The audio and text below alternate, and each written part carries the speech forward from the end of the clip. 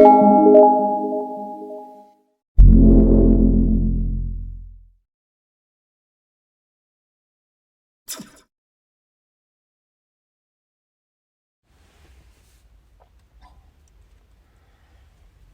مسیحو، میں father Arnold ہوں اور میں میلبرن آسٹریلیا میں رہتا ہوں۔ میں آج پاک تثلیث کے بھید پر روشنی ڈالوں گا۔ مسیح میں میرے عزیز بھائیوں، بہنوں اور پیارے بچوں، اگر آپ کسی مسیحی یا مسیحی عالم سے بھی پاک تثلیث کی وضاحت یا تشریح چاہیں گے، عین ممکن ہے کہ اس کا جواب یہ ہوگا، یہ ہمارے مسیحی عقیدے کا ایک اہم بھید ہے۔ ظاہر ہے آپ اس مختصر اور حتمی جواب سے مطمئن نہیں ہوں گے، کیونکہ آپ پریشان ہیں کہ آپ کس طرح اپنے مسلمان دوستوں کو یقین دلا سکتے ہیں کہ ہم مسیحی واقعی واحد خدا پر ایمان رکھتے ہیں، جبکہ ہم ساتھ ہی ساتھ کہتے ہیں کہ ہمارا واحد خدا 3 منفرد اشخاص پر مشتمل ہے، یعنی باپ اور بیٹا اور روح القدس۔ وہ اس متضاد بیان سے کیا سمجھیں گے سوائے یہ کہ مسیحی گستاخی خدا یا گستاخی اللہ کے مرتکب یا قصوروار ہیں۔ آئیں عزیز مسیحو، ہم پاک کلام اور علم کیمیا یعنی کیمسٹری کے علم کی مدد سے پاک تثلیث کو سمجھنے کی کوشش کریں گے، تاکہ پاک تثلیث پر ہمارا ایمان کو تقویت حاصل ہو اور ہم دوسروں کو بھی پاک تثلیث کے بارے میں سمجھا سکیں۔ پاک بائبل کی پہلی کتاب یعنی تکوین کی کتاب، اس کا پہلا باب اور پہلی 3 آیات میں درج ہے، ابتدا میں خدا نے آسمان اور زمین کو خلق کیا، زمین ویران اور سنسان تھی اور گہراؤں کے اوپر اندھیرا تھا، اور روح خدا پانیوں پر جنبش کرتی تھی، اور خدا نے کہا کہ روشنی ہو، اور روشنی ہوئی۔ اب ہم ان آیات کے ایک ایک فقرے پر غور کریں گے۔ ابتدا میں خدا نے آسمان اور زمین کو خلق کیا۔ یہ آیت بلا شبہ خدا باپ کی طرف اشارہ کرتی ہے۔ خدا باپ کی بدولت پوری کائنات وجود میں آئی۔ تیسری آیت میں درج ہے، اور روح خدا پانیوں پر جنبش کرتی تھی۔ اب آپ عزیزو بتائیں، آپ مجھے بتائیں کہ روح خدا کس کی طرف اشارہ کرتی ہے؟ آپ کا جواب بالکل درست ہے، روح القدس کی طرف نشاندہی کی گئی ہے۔ اسی تیسری آیت میں مزید درج ہے، اور خدا نے کہا کہ روشنی ہو، اور روشنی ہوئی۔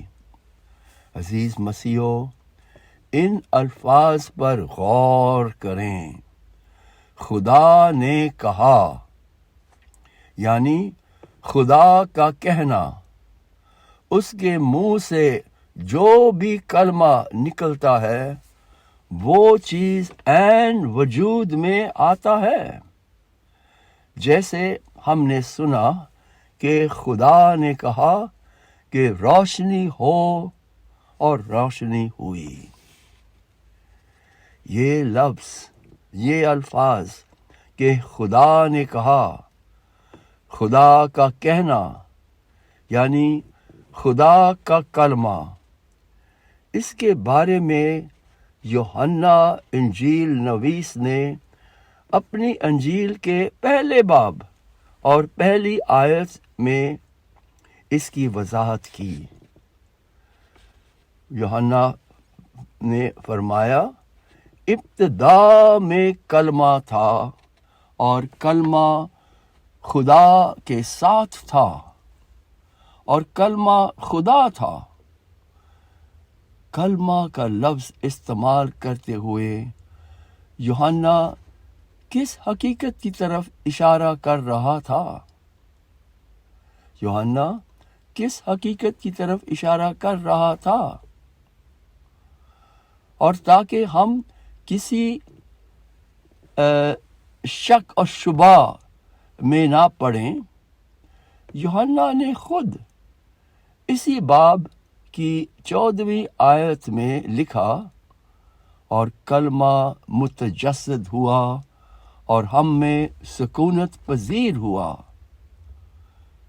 یوحنا نے بہت ہی عمدہ اور خوبصورت انداز بیان سے تکوین کی کتاب کا حوالہ لیتے ہوئے کہ خدا نے کہا، واضح کیا کہ وہ کلمہ ابتدا سے خدا کے ساتھ تھا، اور ایک وقت ایسا آیا کہ وہی کلمہ متجسد ہوا اور ہم انسانوں کے درمیان رہا۔ پاک تثلیث کا عقیدہ نہ تو یسوع مسیح اور نہ پاک کلیسیا کی ایجاد ہے، بلکہ ہمیں اس حقیقت اور عقیدے کا انکشاف ہمارے پرانے عہد نامے کی تکوین کی کتاب کے پہلے باب اور پہلی 3 آیات سے حاصل ہوئی۔ وہی پرانا عہد نامہ جو یہودی بھی مانتے ہیں۔ یہ عقیدہ کہ واحد خدا میں 3 اشخاص شامل ہیں، ان 3 آیات سے ماخوذ ہے۔ تاہم عزیز بھائیوں، بہنوں، پیارے بچوں، ہم اس الجھن میں مبتلا ہیں کہ 3 منفرد اشخاص کو کیوں کر ایک واحد خدا تسلیم کیا جا سکتا ہے۔ ہم اس الجھن میں تب بھی مبتلا ہیں کہ 3 منفرد اشخاص کو کیوں کر ایک واحد خدا تسلیم کیا جا سکتا ہے۔ یہاں ہم علم کیمیا یعنی کیمسٹری کی علم سے مدد حاصل کر سکتے ہیں۔ عزیزو، H2O کیمسٹری کا ایک فارمولا ہے جسے ہم بذات خود نہ دیکھ سکتے اور نہ چھو سکتے ہیں، پر ہم اس کا وجود تسلیم کرتے ہیں۔ اسی طرح ہم بھی خدا کو نہ دیکھ سکتے اور نہ چھو سکتے ہیں، مگر ہم خدا کا وجود تسلیم کرتے ہیں۔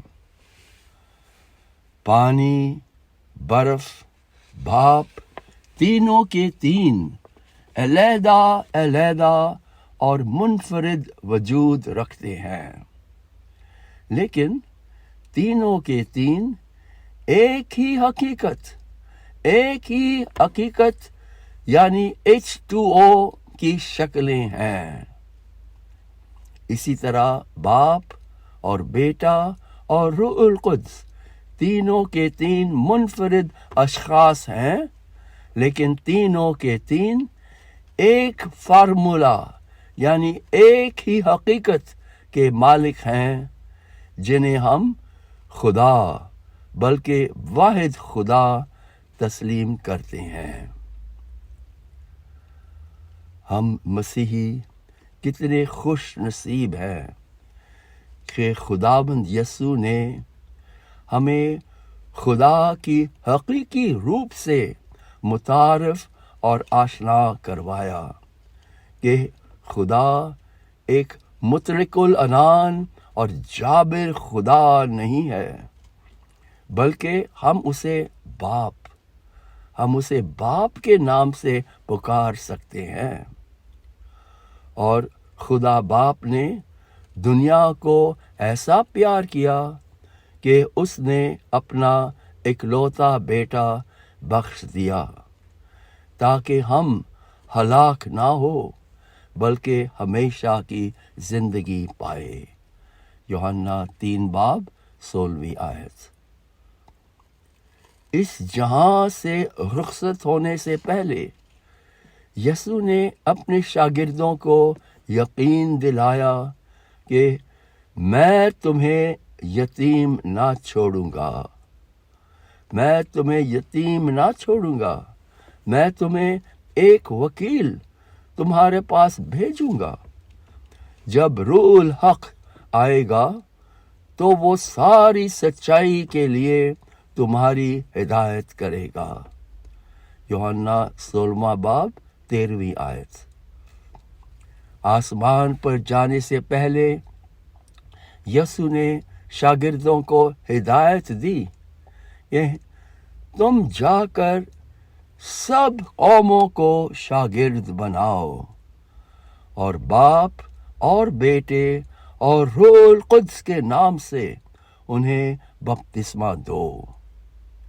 یہاں دوبارہ ہمیں وضاحت ملتی ہے کہ یسوع اور باپ اور روح القدس تینوں کے تین ایک ہی ہستی ہیں۔ آمین۔